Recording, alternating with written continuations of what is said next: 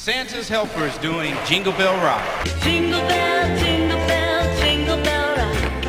Jingle bells chiming, jingle bell time. Dancing and prancing in Jingle Bell Square.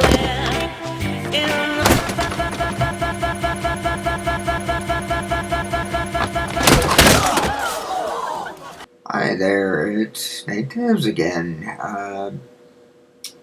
Happy holidays, Merry Christmas, Happy Hanukkah, and Happy Kwanzaa, and Happy Winter Solstice, and so forth and so on. Because there's a plethora of things around this time. This is the Yuletide podcast. Basically, I'm going to endeavor to, in the next however long this takes, to tell the stories, tell why I believe certain holiday films stay relevant even in today's world, and share some funny stuff. I am just pulling up a thing that I did on Facebook to talk about, and it's called The 12 Days of a Demented Christmas. And here it is. The first, it's a series of images on my Facebook. It's merely meant for entertainment, merriment, if you will. The first image is that of Chevy Chase in Christmas Vacation, and his long-winded rant. Go see the movie from 1989, Christmas Vacation, better known as National Lampoon's Christmas Vacation. Just briefly, because I can go off on that, there's a end picture in this album, just a bookend this album, that has Randy Quaid from the same movie, pre-Going Nuts Randy Quaid, where he's emptying the toilet from his RV home, and he says, Merry Christmas, shitter is full, in the movie. That's a direct quote, so I can't swear too much more, but that's a direct quote from that movie, so, which is PG-13, by the way. So, anyway, he's emptying the toilet, the chemical toilet on the RV, into a sewer near Chevy Chase's house, which comes into play later in the movie, as well as spoilers, so I'm not going to say what happens, but go take a look at it if you remember it. Have a good laugh thinking about it.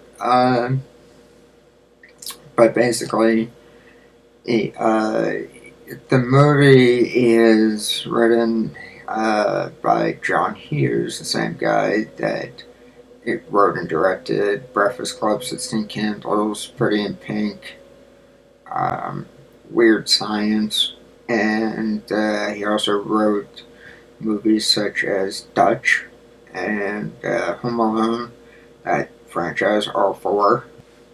Very prolific man over the course of his too short life.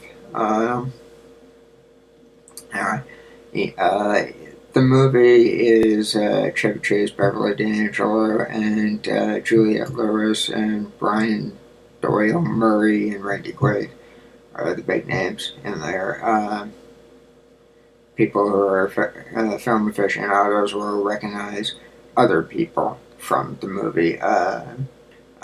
This is the third in the Vacation series. First one was National Lampoon's Vacation. Second one was National Lampoon's European Vacation, also known as European Vacation for shorthand. And then this one, which is Christmas Vacation. And that was followed by Vegas Vacation. and that time it's just Vegas Vacation, not even National Lampoon's, it's just Vegas Vacation. And that one has its own set of stars sprinkled throughout it as well. But in this particular one, it basically Chevy Chase is the same hapless buffoon who kind of stumble bumps his way through being a father. And this time it's during holiday time, vacation from work, vacation from school, and hence the title, clever. And they go and have various misadventures, like trying to pick out a Christmas tree, trying to do Christmas shopping. They do some family activities that go awry, sledding and stuff. Goodness, old movies, 90 something minutes, and lots jam-packed into it. So anyway, check it out, good film. Same guys as I wrote, John Hughes, wrote the Home Alone films, which is also good to watch at this time of the year. Funny. Check it out, take a look, funny. So anyway, that's 3 very good Christmas films you check out. And said, other films to check out. Naturally, there's a plethora of films at the holiday times to check out, such as Shop Around the Corner, 1940 James Stewart film. There's Miracle on 34th Street, the original from 1947. Very funny, very nice, very romantic, fun little movie. Everything that the trailer tells you that it is without showing you anything, interestingly enough. So check it out. Then there's the remake of that from 1993. And that's with the dude from Jurassic Park, the old dude that invented Jurassic Park. The next film that I can recommend is something titled The Miracle of the Bells. If you want to see something controversial, it's Frank Sinatra as a priest and Fred McMurray as a publicity agent who's trying to do the dying request of an actress who just died in Hollywood. It came from a small town where Sinatra's a priest. And it's a big publicity stunt to get the bells to ring at a certain time on Christmas Day in her honor. So that's that. That's the movie The Miracle of the Bells. The next movie is The Man Who Came to Dinner with Monty Woolley as just that, The Man Who Came to Dinner. So check that one out. That's again from the 1940s. Obviously, the Home Alones and Christmas Vacation. There is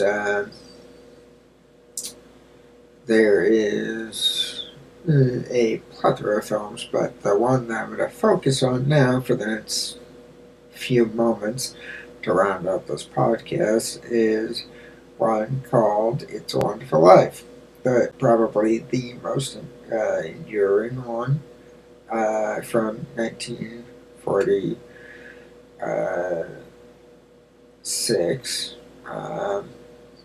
It was made in 46 and released in 47. But it is, again, probably the most enduring one. Reason being is government. Government and big business. Big businesses buy out little businesses all the time or outdo little businesses, so that little businesses have to close, i.e., mom and pop stores go out because the big chain ones come in, like Borders, even though that's gone now, but other ones are succeeding where Borders failed. So there's all sorts of freaking things where this just resonates through and through. So that's just the business level. Then when you talk about the government, It's a Wonderful Life is about stopping the spread of communism, according to the FBI, who it had everybody involved with that movie shadowed for like 10 years after making that because they were so spooked by it. Now, mind you, this is the same government that cares about us enough to tell us what kind of televisions that we need to have and that we need to, have the latest and greatest of everything through advertisements and, trying to sell us the same old stuff of, oh, well, your vote counts. We care about what you think. All this other stuff. Hey, let's face it, folks, without getting too political, uh, almost impossible, right? Without getting too political, let's face it, we're at the point where it's the government, by the government, for the government, because of the government. And the big American snow job is that we still have a voice. We don't. That's been taken away from us over the course of time. And it will just continue to get worse from here. Hate to tell you, but it's true. So, mark my words, we're in trouble. So that's the extent of my political stuff, but how does that relate to It's a Wonderful Life? But how did what I just say relate to It's a Wonderful Life? It's a Wonderful Life, you remember if you've seen the movie. If not, go see it. Friggin' stop listening to me because I'm going to spoil the damn thing for you. So spoilers. If you continue to listen, you haven't seen this movie. It's a Wonderful Life. Ralph Potter, played by John Barrymore, is slowly but surely taking over a town called Bedford Falls, where Jimmy Stewart and his wife and kids live, and where he grew up and whatnot. And he's a pretty well-respected man about town, Jimmy Stewart. George Bailey in the movie. And so George Bailey decides one night, and this is the plot of the film, to off himself because he's had such a rotten time of it and he can't see his way clear as to how he's going to get out of the troubles he's in with the business that he's got folding up in bankruptcy and all this other stuff. So all this stuff is kind of piling up on him, and an angel who spends the bulk of the movie getting to know George Bailey via his superior's help in heaven, because he doesn't have his wings, comes to Earth to help him, and through a miracle, a trick, whatever you want to call it, proves to George Bailey that he does indeed have a wonderful life. Again, cute, ain't it cute? The idea of the title of the film. So, how does that relate? Well, in the movie, Ralph Potter is going around telling people things like, I am here to help you in this time of crisis, which he says to George Bailey in a very sincerely insincere manner, very much like a politician. And so you can kind of draw parallels to how politicians kind of show up with Ralph Potter and the banks being in trouble and Ralph Potter bailing out the banks. Well, what did the government do this year? But bail out the banks. beginning to see a little bit of a pattern here. And what did Obama do? Well, I'm here to help in this time of crisis to the American public. I got news for you folks. He's part of the reason why we're in this time of crisis. Then again, so is George W. Bush. Guess what? We've been having this time coming for a long time. And Democrat or Republican, doesn't matter. We overspend every time we have a politician around. Because the idea is spend more, spend more, spend more, but never collect from outside. Okay. I get into political. So, Christmas. Think happy thoughts. Yeah, if you can believe it. So, the punchline to this whole thing, how did this all relate? The government is slowly telling us, it's okay, we're here to help, but they're slowly taking over everything. And we, the people in general, go, yeah, okay, that sounds good, yeah, let's do that. Because it sounds surefire, it sounds like it works, but we're not thinking anymore. We're not thinking, well, what about the little guys? What about the guys that got screwed? I almost said another word. That got screwed in some regard, financially or otherwise, through either business or somebody's actions as they were stepping up their ladder. How about the people that got screwed? What about them? Nobody cares about them. That's the day and age that we live in, folks. So, is it such a wonderful life? Well, take a look at the movie and you tell me. But anyway, excellent, excellent movie. Go see it. And keep in mind that, I'm underplaying the importance of what I'm saying by undermining myself. But keep in mind, government taking over. It rings true in the movie, it rings true today. It is an enduring theme until something changes. When or what that will be, I have no idea. But unless something does, it ain't going to be such a wonderful life, according to Frank Capra's depiction of it. So just keep that in mind. So that brings me to my last little political oomph, if you will. Again, I am not one for politics per se. I don't like politicians, and I treat them as such. And to be fair, they don't like me. They've proven that time and again. So I feel perfectly justified in what I do. I don't,